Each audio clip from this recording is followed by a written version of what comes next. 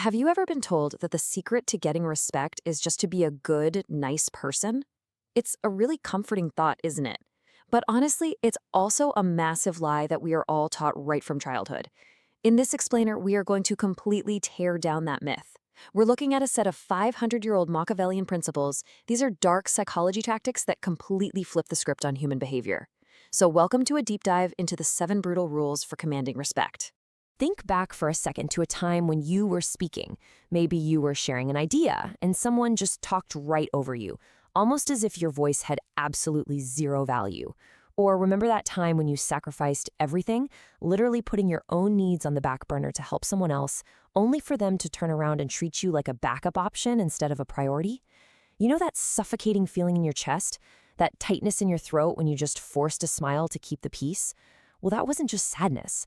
That was the sound of your self-respect slowly suffocating. You played by the rules, you offered endless kindness, and what did you actually get in return? Disrespect, insults, and ignorance. It begs a really critical question. Why does blind kindness so often invite disrespect? The thing is, we've basically been living the childhood lie. This deeply ingrained idea that simply being nice and helpful automatically earns you respect. But Niccolo Machiavelli pointed out a much more brutal reality half a millennium ago. He noted that people will literally continue to hurt you until they actually fear losing you. And by fear, we definitely don't mean violence or intimidation. We mean the absolute terror of your absence. According to Machiavelli's analysis, the brutal reality is that scarcity and power command respect, not blind availability and endless people-pleasing. To help transition you into an unstoppable force, here is our roadmap for this explainer. We're going to cover the cost of being nice, finding power in silence and scarcity, rising while your detractors fall, controlling the narrative, mastering the reputation war, and finally becoming emotionally untouchable. All right, let's enter level 1, defensive mastery, focusing on the power of silence and scarcity. The very first rule in this Machiavellian ascent is mastering the art of silence. Look, when someone insults or disrespects you, your entire nervous system screams at you to react, right? To yell back, to defend your honor. But the exact moment you react in anger, you literally hand your power directly to your enemy on a silver platter. They don't actually want your time. They want to siphon your emotional energy. To truly understand the devastating power of not reacting, let's look at this timeline. Back in 1502, Cesare Borgia, the historical figure whose absolute cunning actually inspired Machiavelli to write The Prince, faced a massive betrayal. His own trusted generals mutinied against him, they insulted him, and began seizing his lands. Now, a normal ruler would fly into a total rage, scream threats, maybe launch an immediate reckless attack. But Borgia? He did none of that. He gave them absolute, cold silence. He didn't threaten them. He didn't argue. And this terrifying silence totally confused his enemies. They mistook it for fear, or maybe surrender.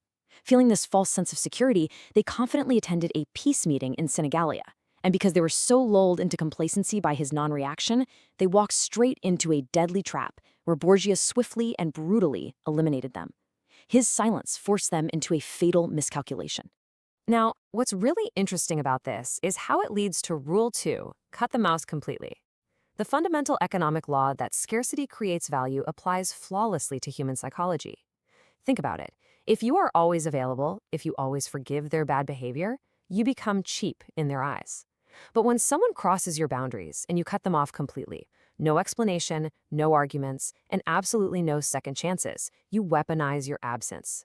By vanishing like smoke, your permanent absence teaches them a profound lesson that your words never, ever could. You just leave them alone with their own anxiety, endlessly wondering what went wrong. Moving right up to level 2, strategic elevation. Let's look at how to rise while they fall. So cutting toxic people off is highly effective, for sure, but it's really just the beginning. Getting bogged down fighting petty battles with disrespectful people is a massive drain on your potential. Instead, your strategy has got to shift to elevating yourself to such a high altitude that their disrespect becomes completely irrelevant. Rule 3 suggests a different approach altogether. A wise king builds his castle higher instead of wasting gold on petty fights. The core principle here is to take the anger from that disrespect and use it as literal rocket fuel for your own discipline, your knowledge, and your wealth. While they are whispering behind your back, you are busy building an empire. Because when you reach a certain level of success, the noise from the bottom just fades away. You make the haters look like ants, not by stepping on them, but by outgrowing their world entirely. Let your undeniable success be the absolute loudest revenge. Now, if they keep trying to drag you down anyway, consider Rule 4. While the nice guy reacts to disrespect by yelling and arguing, which just makes them look unstable, the master strategist stays incredibly calm. They wait and they let the aggressors self-destruct. You have to remember, people who constantly disrespect others are inherently insecure and hollow inside. If you simply remain calm as a silent witness and just give them enough rope, their own arrogance and unchecked ego will eventually expose their true toxic nature to everyone. You don't have to play the executioner, their own character will do the job for you. Let's move to the next phase and see how this builds. We are entering level 3, psychological warfare, focusing specifically on controlling the narrative. In the arena of public perception, the truth isn't just what happens, it's what people believe happens. When someone attacks you, they are essentially trying to write a story where they are the powerful hero and you are the weak victim. Here are 3 specific steps to take control of that story. Step 1, absolute calmness. If you react angrily, you are handing them the brush to paint you as crazy or unstable, but your calm demeanor forces onlookers to question their erratic behavior instead. Step 2, plant the seeds. Now, this isn't dirty gossiping, not at all. It's about dropping a subtle, calm perspective at exactly the right time that makes people see the other side of the story. And step 3, the power of contradiction. Your undeniable excellence and pristine character will automatically contradict and destroy the fabricated lies they try to spread. People are smart. They'll quickly realize the math doesn't add up when a toxic person tries to slander an excellent one. This brings us perfectly to Rule 6, mastering the reputation war, through a technique called the silent infiltration. Machiavelli understood deeply that reputation is an incredibly valuable currency. It opens doors and it commands silent respect.